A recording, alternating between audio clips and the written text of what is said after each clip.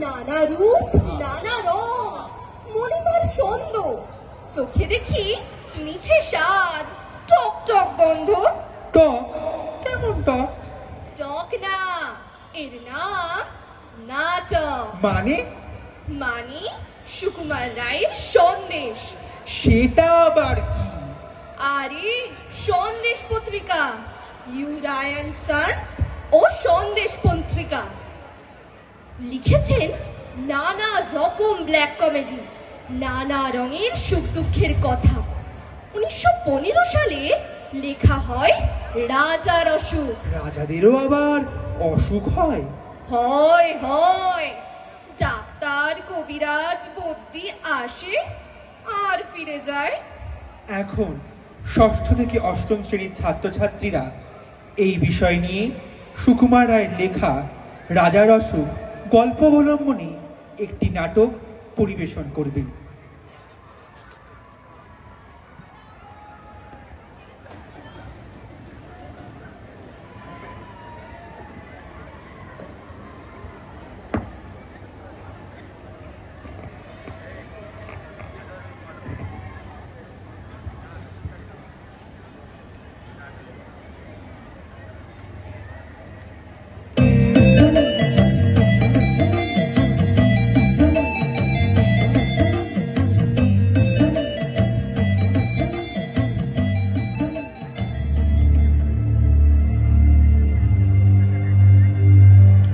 এক ছিল রাজা, রাজার ভারী অসুখ। ডাক্তার বদ্যি হাকিম কবিরাজ সব দলে দলে আসে আর দলে দলে ফিরে যায়। অসুখটা যে কি তা কেউ বলতে পারে না। অসুখ সারাতেও পারে না। সারবে কি করে? অসুখ তো আর সত্যিকারের নয়। রাজামশাই কেবলই বলেন, আমার ভারী অসুখ। বদ্যি হাকিম কবিরাজ এরা সব কোথায়? ডাকো তাদের। রাজামশাই, আপনার অসুখটা কি? সেটাও যদি আমি বলবো তো তোমরা কি করতে আছো? আমরা এক্ষুনি আপনার চিকিৎসার ব্যবস্থা করছি।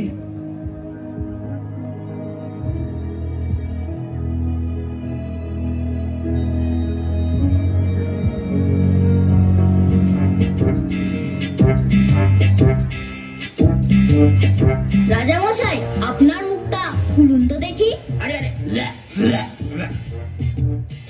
না না, ওষুধে কাজ হবে না। আপনার মাথায় বরফ দিতে হবে। দূর হ, এ তো আমার জমিও মারবে দেখছি। এসবে কিচ্ছু হবে না, এই মাদুলিতেই কাজ হবে। আরে আরে, এই মাদুলিকেই আমার গলার ফাঁস বানাবে নাকি? মন্ত্রী, দূর করে দাও এই অপদার্থগুলোকে, আর ওদের পুঁথিপত্র যা আছে সবকিছু কেড়ে নিয়ে জ্বালিয়ে দাও। যে আর কে মহারাজ। হায় ভগবান, একটা সুস্থ সবল মানুষ রাতারাতি কি করে অসুস্থ হয়ে গেল? আমার ভাগ্যে কি তবে বৈধব্য লেখা আছে? ও মন্ত্রী মশাই, ও সেনাপতি মশাই, কিছু একটা করুন, ওনাকে সারিয়ে তোলার ব্যবস্থা করুন। রানী, তুমি একটু চুপ করবে? সবাই ভাবো আমার অসুখ সারবে কি করে। সবাই খুব চিন্তায় পড়ে গেল। তো শেষটাই কি রাজামশাই বিনা চিকিৎসায় মারা যাবেন? এমন সময় এক সন্ন্যাসী এসে বলল, অসুখ সারাবার উপায় আমি জানি, কিন্তু সে ভারী শক্ত। তোমরা কি সব করতে পারবে? কেন পারবো না? খুব পারবো। জান দিতে হয়, জানও দেব। প্রথমে এমন এক লোক খুঁজে আনো যার মনে কোনো ভাবনা নেই, যার মুখে হাসি লেগেই আছে, যে সব সময় যে কোনো অবস্থাতেই খুশি থাকে। তাকে নিয়ে কি হবে? তাকে নিয়েই তো সব। সেই লোকের গায়ের জামা যদি রাজামশাই একটা দিন পরে থাকেন, আর সেই লোকের তোষকে যদি একটা রাত্রি শুয়ে থাকেন, তাহলে সব অসুখ সেরে উঠবে। এ তো চমৎকার কথা। এতদিনে রাজার অসুখ সারাবার একটা উপায় পাওয়া গেল, আর কোনো ভাবনা নেই। সেনাপতি, এত সহজ উপায়টা থাকতে এতদিন তোমরা কি করছিলে? কারোর মাথায় এটা আসেনি? যাও এক্ষুনি খোঁজ করো ওই হাসিওয়ালা লোকটার, আর নিয়ে এসো তার জামার তোষক। যে আজ্ঞে মহারাজ।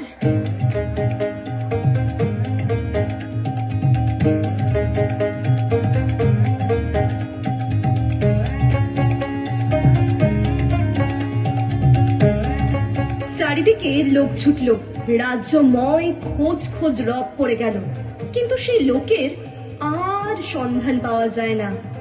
যে যায় সেই ফিরে আসে আর বলে, যার দুঃখ নেই, ভাবনা নেই, সর্বদা হাসি মুখে খোশ মেজাজে থাকে, কই তেমন লোকের তো আর দেখা পাওয়া গেল না। মন্ত্রী মশাই, এখন উপায়? হতো ছড়া, তোমাদের দ্বারা কোনো কাজ হয় না। এই মূর্খরা খুঁজতে জানে, দেখছি আমাকেই যেতে হবে। এই বলে মন্ত্রী বেরোলেন লোকটির সন্ধানে।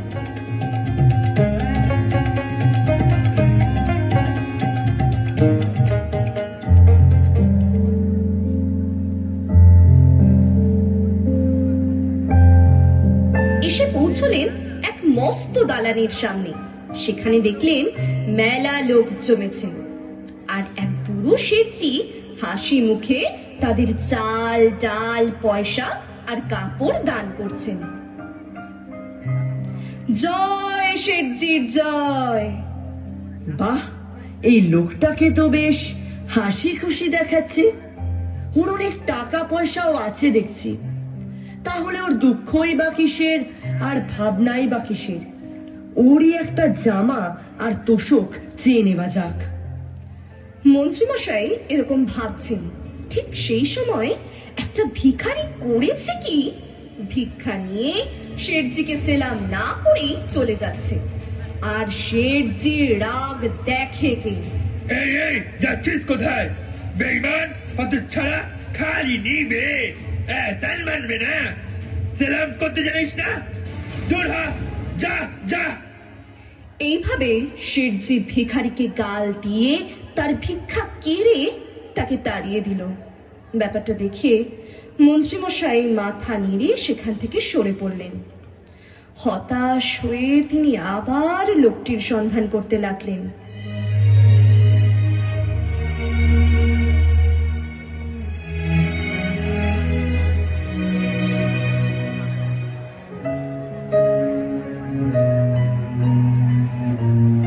তারপর নদীর ধারে এক জায়গায় তিনি দেখলেন একটা লোক ভারী মজার ভঙ্গি করে ছড়া কাটছে, আর তা শুনে চারিদিকের লোকেরা হো হো করে হাসছে।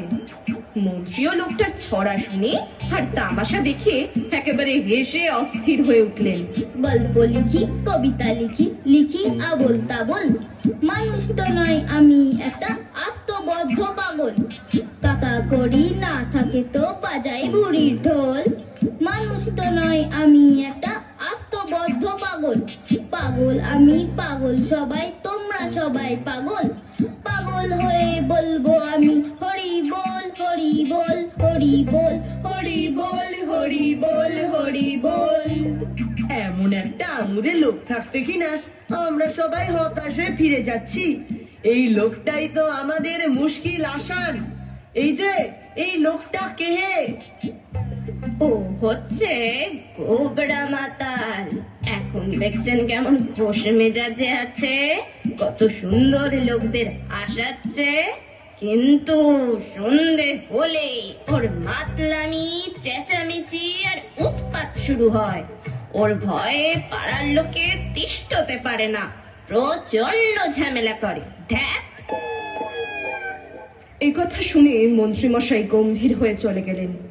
সারাদিন লোকটাকে খুঁজে খুঁজে অবশেষে সন্ধ্যার সময় ক্লান্ত হয়ে বাড়ি ফিরলেন।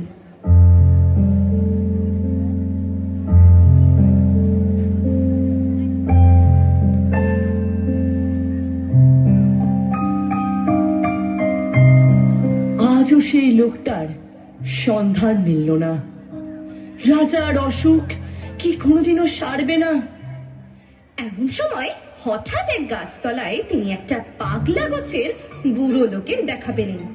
লোকটির মাথা ভরা চুল, মুখ ভরা দাড়ি, সমস্ত শরীর যেন শুকিয়ে দড়ি হয়ে গিয়েছে। সে একা বসে বসে আপন মনে কেবলই হাসছে।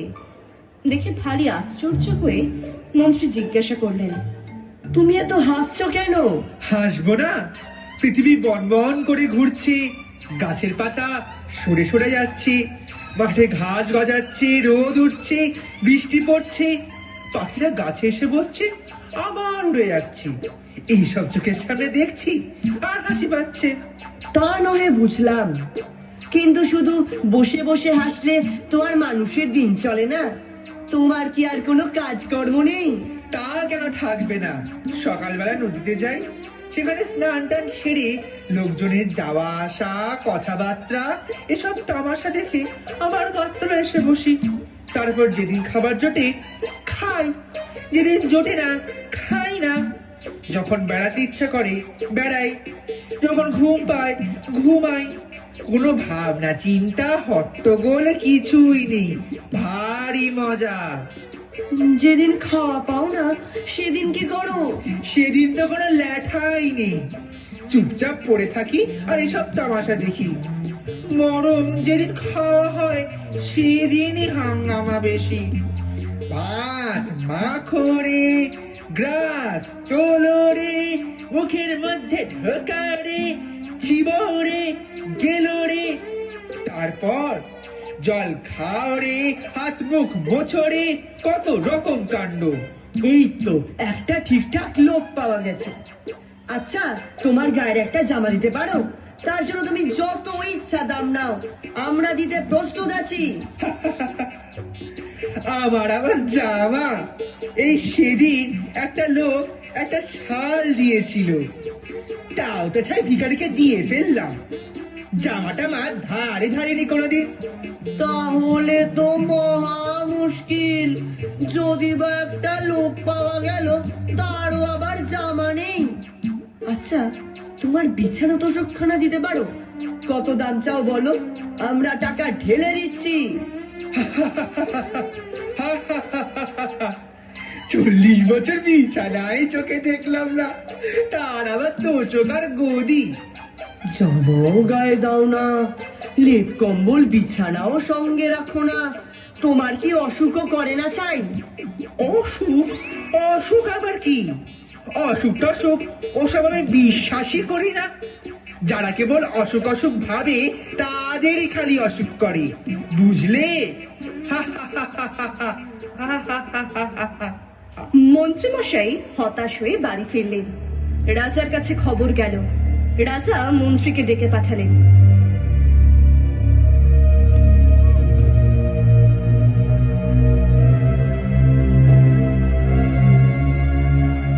কি মন্ত্রী, তোমার দ্বারা কি কিছুই হবে না? এতদিনে একটা ঠিকঠাক লোকও খুঁজে আনতে পারলে না? হুজুর, একটা লোক পেয়েছিলাম, একেবারে সন্ন্যাসীর আজ্ঞা করা লোকের মতো। খেতে পেলে খায়, না পেলেও তার কোনো আফসোস নেই। অসুখ কাকে বলে সে জানেই না। ওই হতভাগা ফকিরের কিছুই নেই, জামা কাপড়, বিষয় আশয়, টাকা পয়সা, তবুও সে দারুণ খুশি। তাকে ধরে আনতে পারলে না? না, বলে তো তার কিছুই নেই। তাহলে আমার অসুখ কি কোনোদিনও সারবে না? দূর হও, বেরিয়ে যাও আমার চোখের সামনে থেকে। আমি থাকি রাজার হালে, ভালো ভালো জিনিস খাই, কোনো কিছুর অভাব নেই। লোকেরা আমার সবসময় তোয়াজ করেই চলেছে, আর শেষে আমার হলো অসুখ। আর ওই হতভাগা ফকির, যার চালচুলো কিছু নেই, জামা নেই, কম্বল নেই, গাছতলায় পড়ে থাকে, সে কিনা বলে অসুখ টসুখ কিছু মানেই না। সে ফকির হয়ে অসুখ উড়িয়ে দিতে পারলো, আর আমি রাজা হয়ে পারবো না?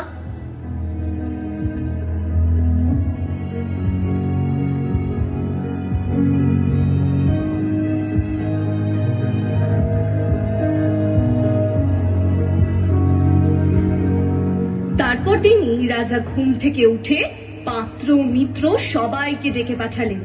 সবাই ভয়ে ভয়ে রাজসভায় গিয়ে হাজির হলো। সবার প্রাণী দারুণ ভয়। আজ রাজা তাদের না শাস্তি দেন। হতভাগা মুখ্যগুলো, তোরা কেউ কিচ্ছু করতে পারলি না। এখনই দেখ, আমার অসুখ আমি নিজেই সারিয়ে নিয়েছি। আজ থেকে আবার রোজ রাত সবাই এসে বসবো, আর যে কোনো টুঁ শব্দটি করবে তার মাথা উড়িয়ে দেব।